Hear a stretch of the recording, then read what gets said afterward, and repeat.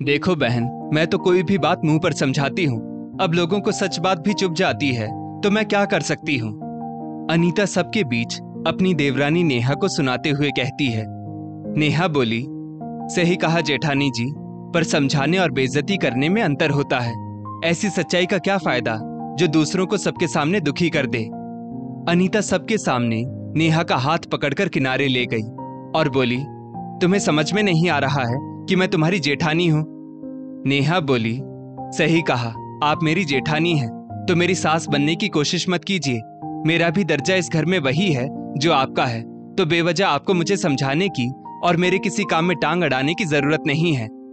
अनीता चिढ़ गई और सबके सामने ही बोली, ये लो भाई, आजकल तो देवरानी को समझाने का जमाना ही नहीं है। बड़ों का सम्मान करना तो इसे किसी ने सिखाया ही नहीं, और अगर समझाओ तो इन्हें ये सब टांग अड़ाना लगता है। नेहा बोली, भाभी, समझाने और बेइज्जती करने में बहुत फर्क होता है। समझाते समय सबके बीच बैठकर बुराई नहीं की जाती है, जो आप इतनी देर से मेरे बारे में किए जा रही है। अगर कोई कमी थी तो आप अकेले में भी मुझे समझा सकती थी, पर नहीं। अनीता मुंह बनाकर बोली, अगर इतना ही बुरा लगता है तो गलतियां करती ही क्यों हो, या मुझे मौका ही क्यों देती हो दूसरों के सामने तुम्हें सुनाने का। घर में आए हुए मेहमानों की नजर नेहा की तरफ थी और नेहा की आंखें भर आई।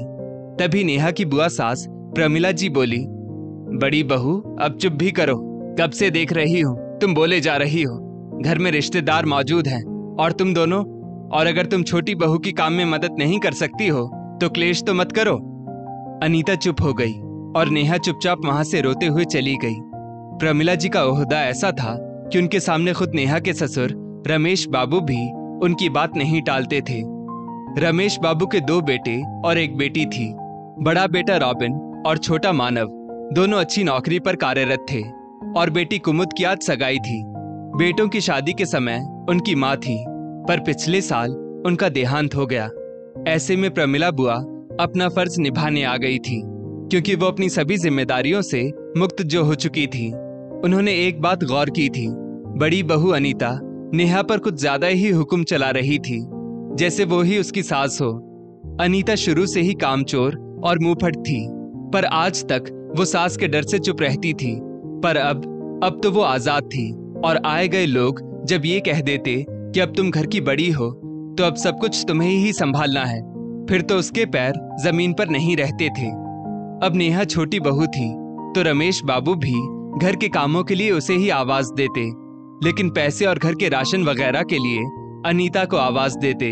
बस यही सब देखकर अनीता खुद को घर की मालकिन समझने लगी थी और नेहा पर हुक्म चलाने लगी थी। 1-2 बार नेहा ने कहा तो रमेश बाबू बोले, छोटी बहू, अनीता घर की बड़ी बहू है, घर की शांति के लिए उसकी कुछ बातें सुन लिया करो। नेहा चुपचाप सब सुन भी लेती थी, पर अब अनीता की हिम्मत बढ़ गई थी। अब हर बात पर वो नेहा से कहती, अब इस घर की जिम्मेदारी मेरी है, तो जैसा मैं कहूं वैसा करना पड़ेगा। नेहा चिढ़कर बोली, दीदी, घर तो सबका बराबर ही है। मम्मी जी जाते समय ये घर आपके नाम लिखकर नहीं गई है, समझी। दोनों बहुओं में अब अक्सर लड़ाई होती थी। घर की बेटी कुमुद नेहा से कहती, भाभी, बड़ी भाभी तो मानेंगी नहीं, कम से कम आप तो मेरे लिए चुप हो जाओ। उसकी आंखों में आंसू देखकर नेहा चुप हो जाती। अनीता गुस्से में कहती, हाँ हाँ, भाभी तो यही है बस तुम्हारी, मैं तो तुम्हारी कुछ लगती ही नहीं ना। जब कुमुद की शादी पक्की हुई थी तभी रमेश बाबू ने प्रमिला जी से कह दिया था कि जी, आजकल घर का माहौल सही नहीं रहता। आजकल बहुओं में आए दिन तकरार होती है, इसलिए आप ही आकर सब संभालो। प्रमिला जी जब आई तो कुमुद ने उनसे कहा, बुआ, बड़ी भाभी आजकल अपने आप को इस घर की मालकिन समझने लगी है, छोटी भाभी को तो वो कुछ समझती ही नहीं है। खैर कुमुद राजी खुशी विदा हो गई। अब घर में कुछ खास रिश्तेदार ही बचे थे। आज अनीता ने फिर नेहा पर तंज कसे और नेहा ने जवाब दे ही दिया। ये सब देखकर रमेश बाबू बोले, देखा जीजी, मैंने कहा था ना, आजकल यही सब हो रहा है। दोनों बहुएं कब तकरार करने लगती हैं पता ही नहीं चलता है। प्रमिला जी बोली, इसमें गलती क्या बहुओं की है? बड़ी बहू में बिल्कुल भी बड़प्पन नहीं है, तो भला छोटी बहू कब तक सुनती रहेगी? और हर कोई छोटी बहू को ही झुकने को क्यों कहता है? भला ये कैसे संभव है? और सबसे बड़ी गलती तुम्हारी है। रमेश बाबू बोले, मेरी क्या गलती है जीजी? प्रमिला जी बोली, जब तुमने खुद घर में देखा कि बड़ी बहू छोटी बहू पर बस हुक्म चला रही है, उसकी किसी काम में मदद तक नहीं करती, तो तुम्हें उसी समय उसे टोकना चाहिए था। पर तुमने क्या किया? छोटी बहू को ही शांत रहने के लिए कहा। छोटी बहू को काम की जिम्मेदारी और बड़ी को पैसे और बाजार की। कहाँ लिखा है कि घर की छोटी बहू ही घर का काम करेगी? घर की बहुओं में इतना भेदभाव क्यों? रमेश जी को अपनी गलती का एहसास हुआ। वो बोले, जी मैं एक काम करता हूँ, मैं घर के काम बराबर बांट देता हूँ और पैसे टकों का काम भी दोनों में बांट देता हूँ। प्रमिला बुआ हंसते हुए बोली, करके देख ले भाई, मुझे तो नहीं लगता कि अब ये सफल होगा, क्योंकि बड़ी बहू को अब हुक्म चलाने की आदत हो गई है। भला अब वो बहू की तरह क्यों काम करेगी? रमेश बाबू बोले, मतलब?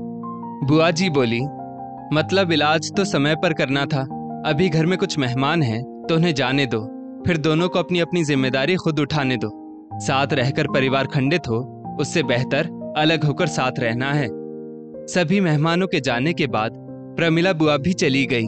सही वक्त देखकर रमेश बाबू ने घर के काम दोनों बहुओं में बराबर बांटने की कोशिश की, पर अनीता तो घर के कामों की जिम्मेदारी लेने को तैयार ही नहीं हुई। उल्टा वो लड़ पड़ी। हार कर रमेश बाबू ने दोनों को अलग कर दिया। कुमुद को जब ये बात पता चली तो उसे दुख हुआ और उसने रमेश बाबू से कहा, बाबूजी, अगर बुढ़ापे में 2 वक्त की रोटी चैन से आप चाहते हैं तो नेहा भाभी के साथ ही रहिएगा, क्योंकि आप उनके साथ रहेंगे तभी मैं मायके आ पाऊंगी, वरना अनीता भाभी के पास तो मैं नहीं आ पाऊंगी। बेटी की बात मानकर रमेश बाबू ने भी तय किया कि छोटे बेटे और बहू के साथ रहना ही ठीक होगा। अब बुढ़ापे में छोटी छोटी बातों के लिए कौन क्लेश चाहेगा? पर इस बात को लेकर अनीता उनसे बहुत नाराज हुई और बोली, बाबूजी, आपने भी अपना रंग दिखा दिया ना। ठीक है, ये बात मैं हमेशा याद रखूंगी। रमेश बाबू बोले, बड़ी बहू, तुम्हारी ऐसी ही बातों के कारण आज घर खंडित हुआ है, पर गलती तुम्हारी भी नहीं है।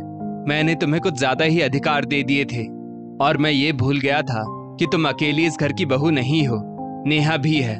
पर तुम कैसे भूल गई कि तुम उसकी जेठानी हो, सास नहीं? अनीता सिर झुकाए खड़ी रही तो रमेश बाबू बोले, आज के बाद तुम दोनों का सब कुछ अलग है, तो मैं इस घर में चिक नहीं चाहता। मुझे मजबूर मत करना कि जो मैंने तुम्हें दिया है वो मैं तुमसे वापस ले लूं। अनीता का पति रॉबिन हाथ जोड़कर रमेश बाबू से बोला, बाबूजी, मैं इसकी तरफ से माफी मांगता हूँ। आज के बाद ये किसी से भी बदतमीजी नहीं करेगी। रमेश बाबू बोले, अच्छी बात है बेटा, पत्नी का सम्मान करो, पर जहां वो भटके उसे सही रास्ते पर लाना भी तो पति की जिम्मेदारी होती है ना। वो दिन और आज का दिन रमेश बाबू अब छोटे बेटे बहू के साथ रहते थे। हाँ, शाम की चाय वो जरूर जाकर अनीता के घर पर पीते थे, ताकि उसे ये ना लगे कि उन्होंने उसे पूरी तरह से छोड़ दिया। तो अंत भला तो सब भला। दोस्तों, इस स्टोरी को लेकर आपकी क्या राय है? नीचे कमेंट करके जरूर बताइएगा और ऐसी ही और भी बेहतरीन वीडियोस के लिए हमारा पेज जरूर फॉलो करें। धन्यवाद।